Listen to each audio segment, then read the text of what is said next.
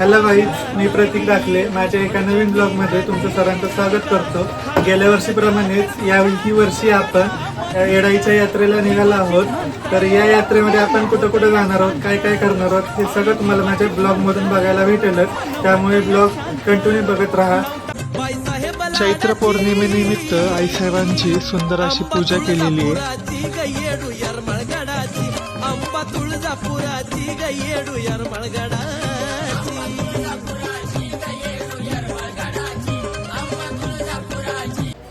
तर गाईस, आपली दिदी आलेली आहे. एवढा लेट का केला? एवढा उशीर असतो? लवकर आले ते. किती वाजता? 12 वाजता. थोड्याच वेळात आपण आरती वगैरे करून यात्रेसाठी निघणार आहोत. 12 वाजता आपली बस येणार आहे. त्यानंतर आपण यात्रेसाठी निघणार आहोत.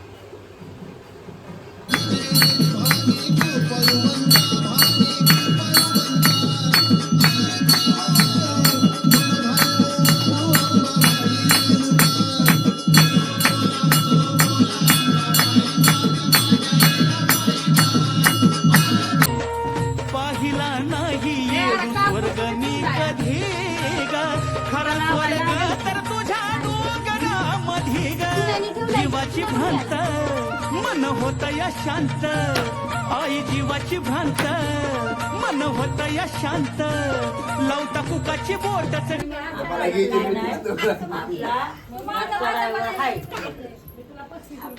कुठला तो नाही बटाटे घ्यायच्यात काय ते आपल्याला.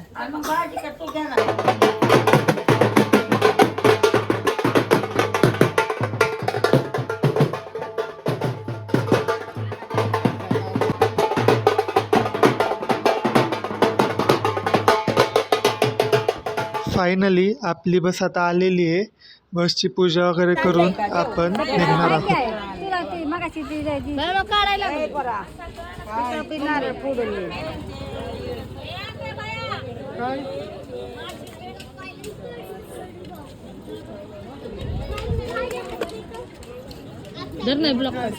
चार चाकाखाली चार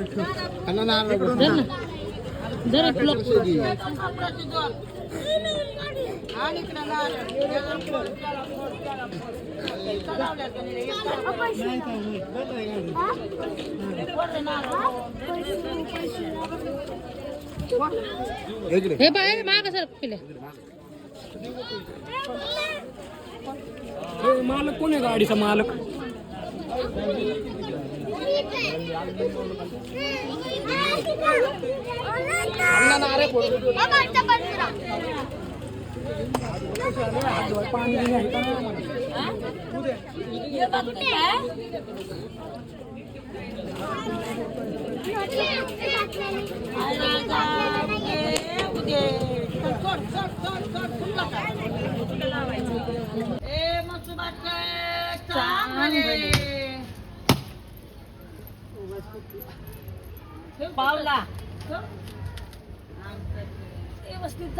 बसची पूजा वगैरे झालेली आता सगळी. थोड्याच वेळात आपण निघणार आहोत.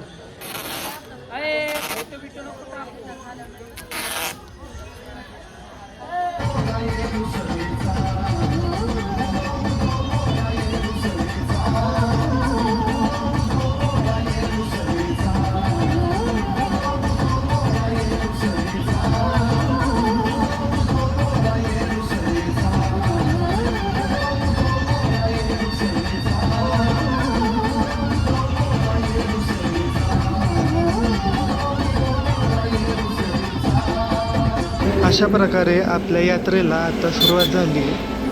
आपण आता पाटसच्या जवळ आलो आहे आणि चहासाठी थांबलो थोडा वेळ. यानंतर आपण जाणार आहोत राशन देवीला. आत्ता पहाटेचे 5 वाजलेले आहेत आणि आपण पोचलो आहे राशन देवीला, म्हणजेच यमाई देवीला.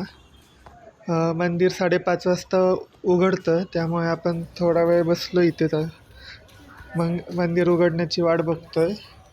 त्यानंतर आपण दर्शन घेणार आहोत. देवीचा आता अभिषेक चालू आहे, त्यामुळे फोटो नाही काढता येते.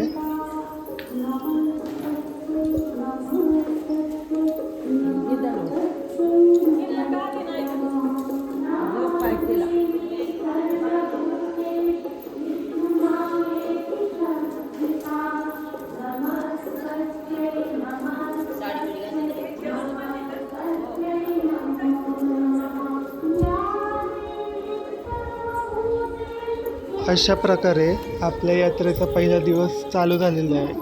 तर अशी नंतर आपण जाणार आहोत पंढरपूरमध्ये. आपण पोचलो आता पंढरपूरला. दर्शन वगैरे झालेलं आहे. त्यानंतर आपण निघणार आहोत काशेगावला. काशेगाव हे पंढरपुरापासून जवळच आहे. पंढरपूर तालुक्यातल्या कासेगावच्या यल्लम्मा देवीची यात्रा ही खूप प्रसिद्ध आहे.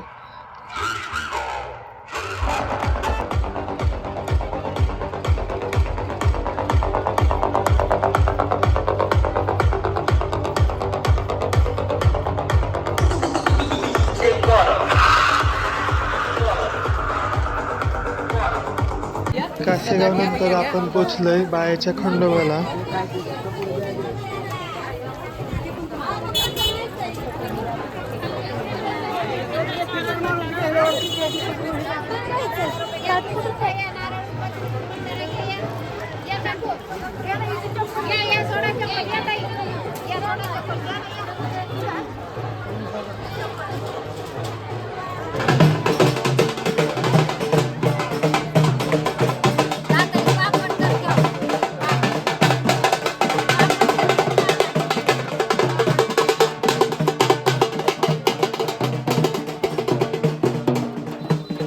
त्यानंतर आपण पोचलोय सोलापूरमध्ये सिद्धेश्वर मंदिरामध्ये.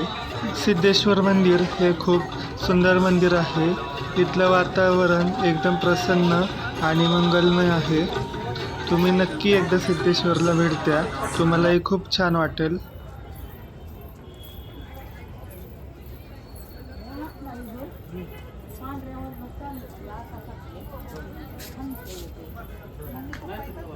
आपण आलोय अक्कलकोटला. अक्कलकोटचं दर्शन वगैरे घेऊन आपण निघणार आहोत तुळजापूरसाठी.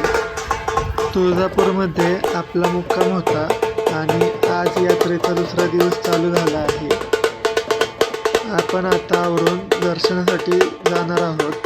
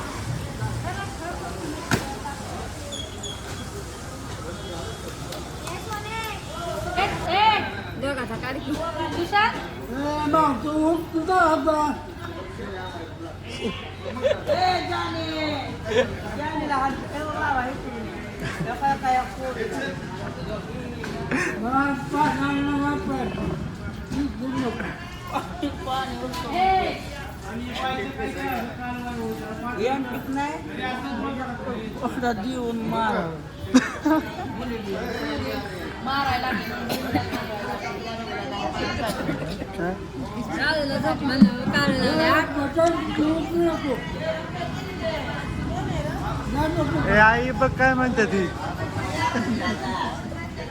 आईला म्हणा काय म्हणतोय बघ.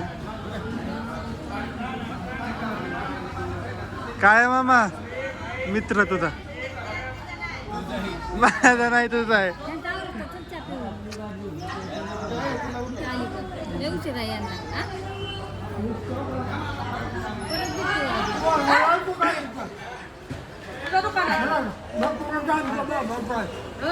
दिसतंय तोंडावर ना तुझं दुकान. आपण आता निघालोय दर्शनासाठी. प्रचंड गर्दी झाली आहे आता. येरमाळ्याला जायच्या आधी सर्वजण तुळजापूरमध्ये येतात. चैत्र पौर्णिमेच्या दिवशी तुळजापूरमध्ये भव्य छबिना भरतो.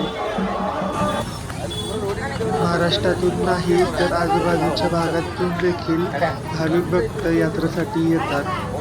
श्री तुळजाभवानी अंबाबाई मंदिर हे महाराष्ट्रातील तुळजापूर येथील एक हिंदू मंदिर आहे.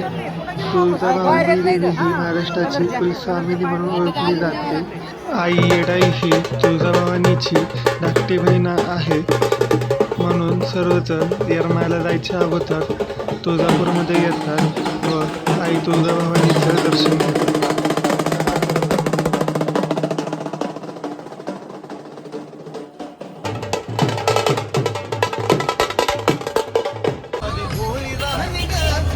आपलं तुळजापूरमधलं दर्शन वगैरे झालेलं आहे आणि आता त्यानंतर आपण निघालो येरमाळ्याला.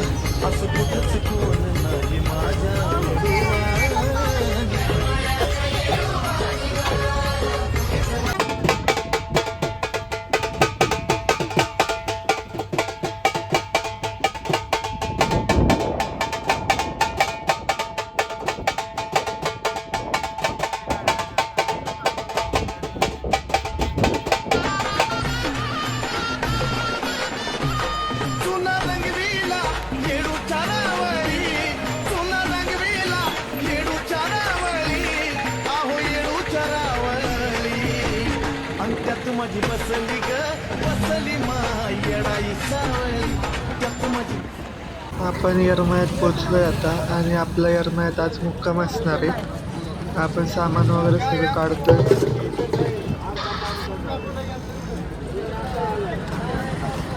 ही ती जागा आहे जिथं आपण दरवर्षी मुक्काम करतो, पोलीस चौकीच्या बाजूला. ऊन खूप जास्त आहे इकडं. ऊन उतरल्यानंतर आम्ही जाऊन भाजीपाला वगैरे घेऊन आलो. त्यानंतर जेवणाची तयारी चालू झाली इकडं.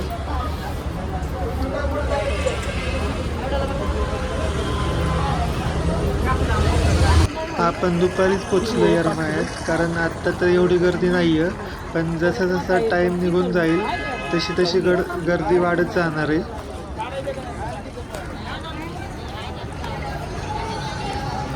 मटेवाली बाई बघू आपण.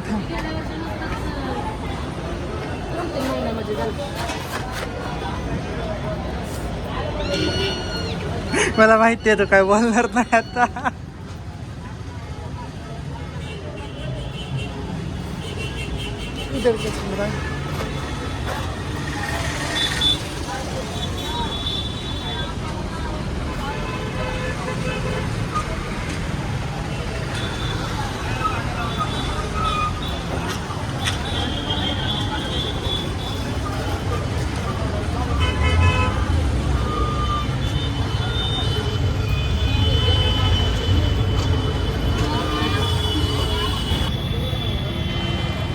इकडं टरबूज खात खात जेवण बनवायचं काम चालू आहे.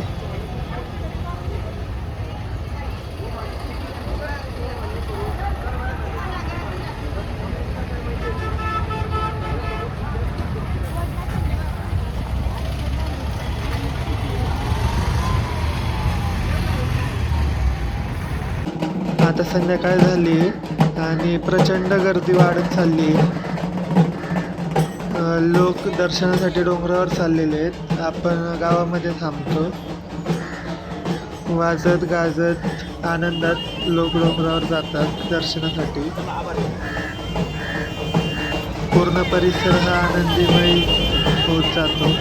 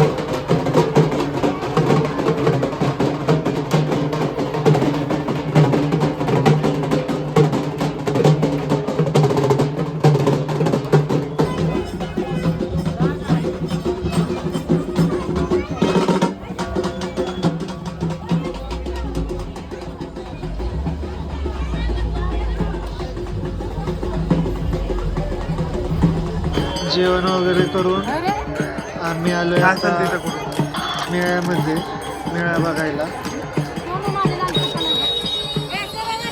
येडाई देवीची कथा सांगायची तर ती अशी: प्रभू रामचंद्र ज्यावेळी वनवासाला निघाले तेव्हा त्यांना प्रबोधन दाखवण्यासाठी देवी पार्वतीने सीतेचे रूप घेऊन त्यांना भुलवण्याचा प्रयत्न केला. तेव्हा रामाने पार्वतीला आई तू वेडी आहेस का असे म्हटले. तेव्हापासून देवी त्याच ठिकाणी राहिली व येडाई उर्फ येडेश्वरी झाली अशी आख्यायिका या देवी संदर्भात सांगितली जाते.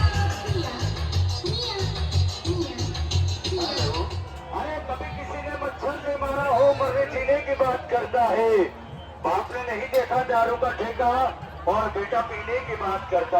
50 रुपया 50 रुपया।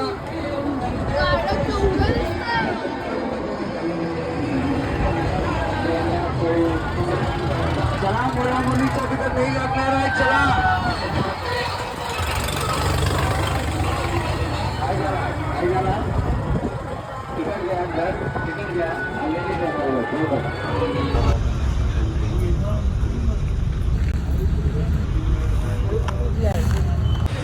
तर आज आहे आपल्या यात्रेचा तिसरा दिवस म्हणजेच मुख्य दिवस. आज येडाईची पालखी डोंगरावरून खाली आमराईकडे येते व चुना वेचण्याचा मुख्य विधी पार पडतो. सकाळी लवकर उठून आपण आवरून वगैरे घेतलेलं आहे कारण 10:30 वाजता पालखी आमराईकडे येते. आपण दरवर्षी भाविकांसाठी पोहे वाटप ठेवतो.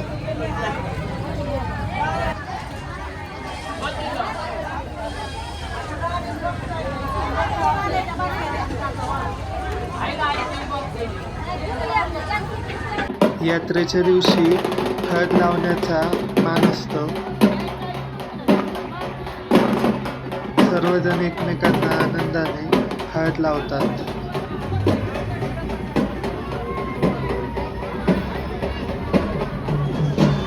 तर आम्ही आता सर्वजण निघालोय पालखी सोहळ्याला म्हणजेच आमराईकडे. सर्वजण नाचत गाजत वाजत या सोहळ्यामध्ये सहभागी होतात. यामध्ये चुन्या वेचण्याचा मुख्य विधी पार पडतो. जेव्हा पालखी चुन्याच्या रानात येते तेव्हा तेथे चुनखडी प्रकट होते व त्या चुन्याच्या राशी केल्या जातात व त्यानंतर भाजून त्याचा रंग मंदिराला दिला जातो. पालखी ही आमराईमध्ये 5 दिवस मुक्कामी असते.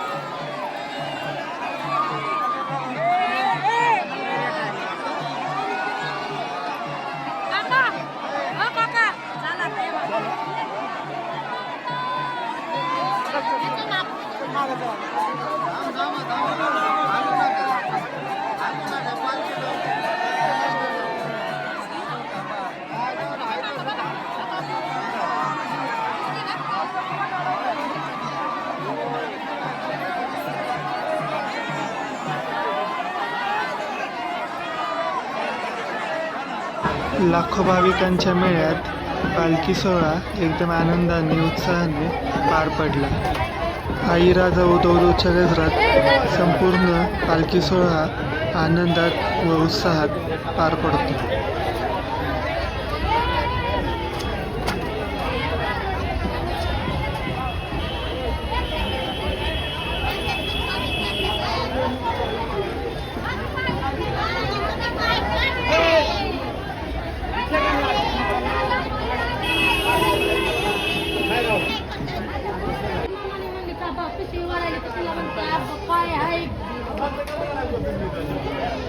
तिला कोण पाठीशी बघून तुझ्या बाई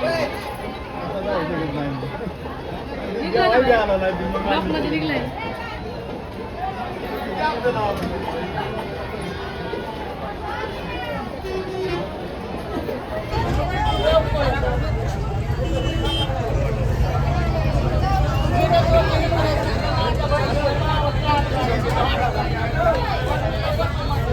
तर अशा प्रकारे आपली यात्रा म्हणजे पालखी सोहळा संपन्न झाला. त्यानंतर आपण आता निघालोय माड्याच्या अंबाबाईला. तिथलं दर्शन झालं की आपण मग संध्याकाळी घरी निघणार.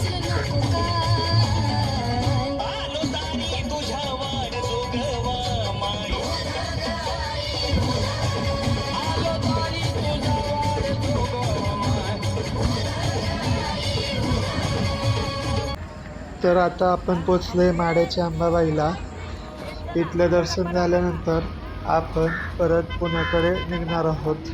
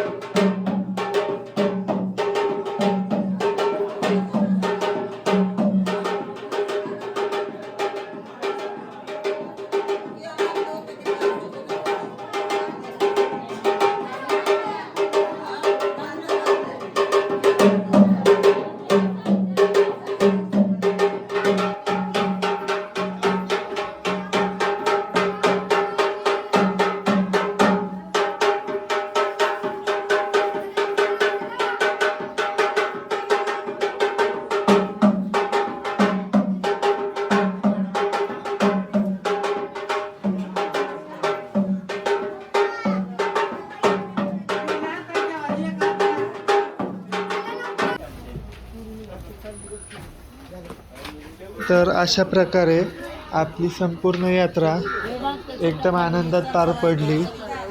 तर असा होता यात्रेचा ब्लॉग. तर हा ब्लॉग तुम्हाला कसा वाटला हा कमेंटमध्ये मला नक्की सांगा आणि शेअर आणि लाईक करायला विसरू नका. धन्यवाद.